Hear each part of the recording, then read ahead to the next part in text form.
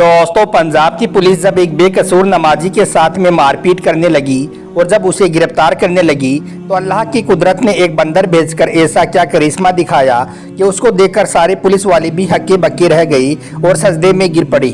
आज के इस वीडियो में हम आपको इसी वाक़ये को पूरी तफसील के साथ में बताने वाले हैं, जिसको सुनकर यकीनन आप लोग भी हैरान और परेशान हो जाओगे और आप भी यह मानने पर मजबूर हो जाओगे कि वाकई में अल्लाह की कुदरत बहुत बड़ी है और अल्लाह अपने हर नेक बंदे की दुआ को जरूर सुनता है और उनकी दुख मुसीबत में मदद भी करता है। इसलिए आज का यह वीडियो आप सभी के लिए बहुत खास है, आप इसको आखिर तक जरूर देखें और अगर आपको अल्लाह की कुदरत पर मुकम्मल भरोसा है तो आप इस वीडियो को दिल से एक लाइक करें और कमेंट बॉक्स में अल्लाहू अकबर लिखकर शेयर भी कर दें ताकि और भी लोगों के पास में यह वीडियो पहुंच जाए। तो चलिए दोस्तों शुरू करते हैं। दोस्तों, आज जो वाकया हम आपको यहाँ पर बताने वाले हैं, यह वाकया पंजाब का बताया जा रहा है। पंजाब में एक छोटा सा गांव है सरगोदा। इस गांव में एक मुसलमान लड़का रहता था जिसकी उम्र तकरीबन 30 साल के करीब थी। यह लड़का बहुत ही नेक और परहेजगार था, पांचों वक्त का नमाजी था और हर नमाज को उसके सही वक्त पर ही अदा करता था और कोशिश करता कि वो हर नमाज को मस्जिद में जमात के साथ ही अदा करे। यही वजह थी कि इस लड़के का ज़्यादातर वक्त मस्जिद में ही गुजरा करता था।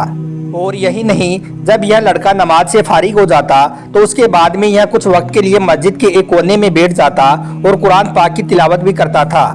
और वो ऐसा हर नमाज के बाद में किया करता, यानी कि हर नमाज के बाद वो थोड़ी देर कुरान पाक जरूर पढ़ता था। उसकी इस आदत के बारे में सभी नमाजियों को अच्छी तरह से मालूम था।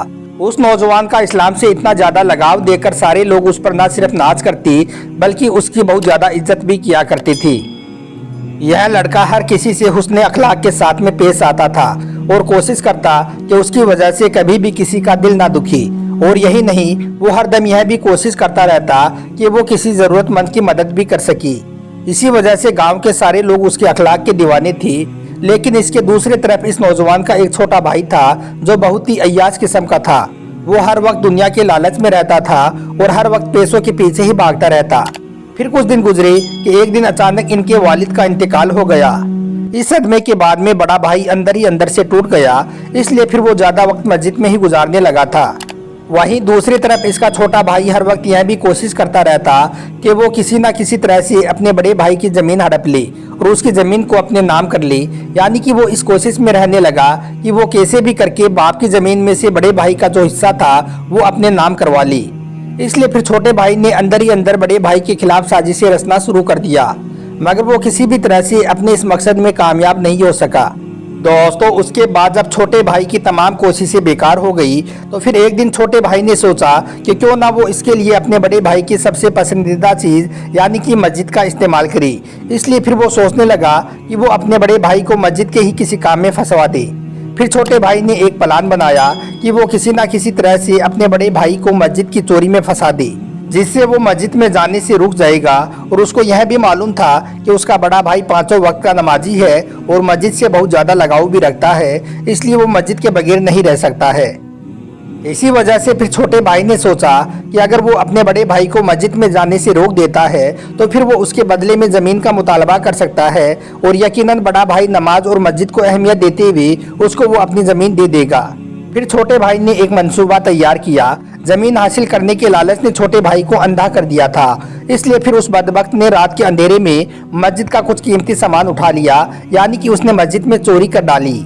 उसने मस्जिद का कुछ कीमती सामान उठाया और अपने घर ले आया और उस चोरी किए हुए सामान को उसने अपने घर में एक खुफिया जगह पर छुपा दिया और फिर पुलिस वालों के पास में जाकर अपने भाई पर इल्ज़ाम लगा दिया और कहने लगा कि हमारी मस्जिद में चोरी हो गई है और मस्जिद का सामान चुराने वाला कोई और नहीं बल्कि उसका ही बड़ा भाई है। इधर दूसरी तरफ बेचारे बड़े भाई को इसके बारे में कुछ मालूम भी नहीं था। वो वैसे ही मस्जिद में जा रहा था और सच्चे दिल से अल्लाह की इबादत कर रहा था और वैसे ही अल्लाह के सामने गिड़गिड़ाकर दुआएं भी मांगता था। वो अपनी हर दुआ में कहता, ए अल्लाह, मुझे हर मुश्किल से निजात दे। अगर मैं कभी किसी बड़ी मुसीबत में फंस जाऊं तो तू मेरी जेब से मदद फरमाना। बड़ा भाई हर नमाज के बाद में यह दुआ जरूर किया करता था। दोस्तों, जैसा कि हमने आपको पहले ही बताया है कि चोरी के बाद में छोटे भाई ने इसका इल्जाम बड़े भाई पर लगा दिया था। इसलिए फिर अगले रोज जब बड़ा भाई नमाज के लिए मस्जिद की तरफ जा रहा था तो पुलिस उसको ढूंढते ढूंढते उसके पास आ पहुंची और मस्जिद के दरवाजे पर पहुंचकर पुलिस के लोगों ने उस नौजवान से कहा कि तुम्हें गिरफ्तार किया जाता है। तो यह सुनकर बेचारा बड़ा भाई बहुत घबरा गया और पुलिस वालों से पूछने लगा कि मैंने क्या किया है, मेरी क्या गलती है, मेरा कसूर क्या है, मैंने क्या जुर्म किया है, आप मुझे क्यों गिरफ्तार कर रहे हो? बराए मेहरबानी आप मुझे मस्जिद के अंदर जाने दे, मुझे नमाज के लिए देरी हो रही है।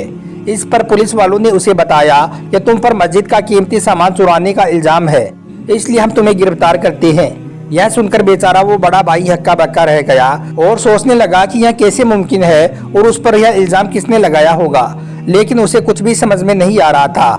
इसलिए वो वहीं जमीन पर ही बैठ गया और अल्लाह से मदद की गुहार लगाने लगा और अल्लाह से दुआ करने लगा।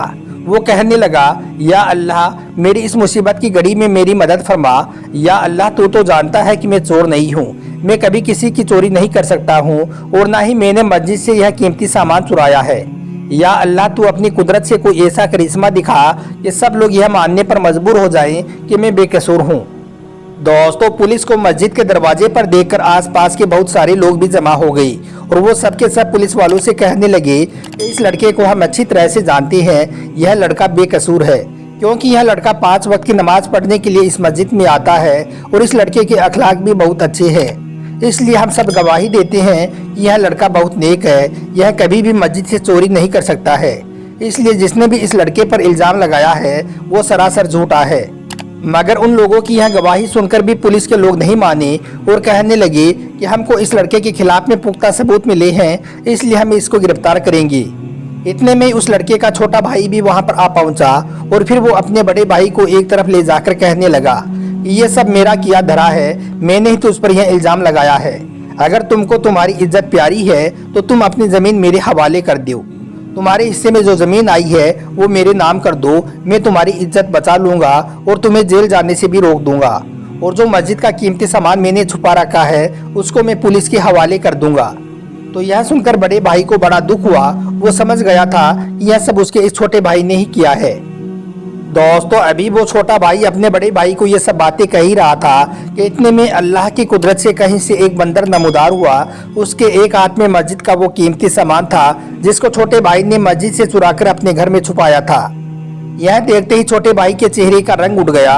पुलिस वाले भी बंदर के हाथ में मस्जिद का चोरी हुआ सामान देखकर हैरान रह गई। उनको मालूम चल गया कि वो जिस लड़के को गिरफ्तार करने वाले थे वो तो बेकसूर है। फिर वो बंदर उन पुलिस वालों को साथ ले जाकर बता दिया कि उसने छोटे भाई के घर से यहीं से सामान उठाया है। इसलिए फिर पुलिस वालों को मालूम चल गया कि मस्जिद से यह सामान इस छोटे भाई ने ही चुराया है। यूं फिर सबको मालूम चल गया कि असल चोर तो उसका छोटा भाई है। फिर पुलिस वालों ने छोटे भाई को गिरफ्तार कर लिया और जब उससे पूछताछ हुई तो फिर ये सारी बातें छोटे भाई ने पुलिस वालों को बता दी। इधर वो बड़ा भाई अल्लाह के सामने सजदे में गिरकर अल्लाह का इस बात का शुक्र अदा करता रहा कि ऐन मौके पर अल्लाह ने एक बंदर भेजकर उसकी किस तरह से मदद की है और इस तरह से फिर पूरे गांव वालों को उसकी बेगुनाही का सबूत मिल जाता है। यह देखकर सबका अल्लाह पर भरोसा और भी ज्यादा मजबूत हो जाता है। दोस्तों, आपको आज का यह वाकया कैसा लगा आप कमेंट बॉक्स के जरिए से इसके बारे में हमें जरूर बताना। आपका वीडियो देखने के लिए बहुत बहुत शुक्रिया।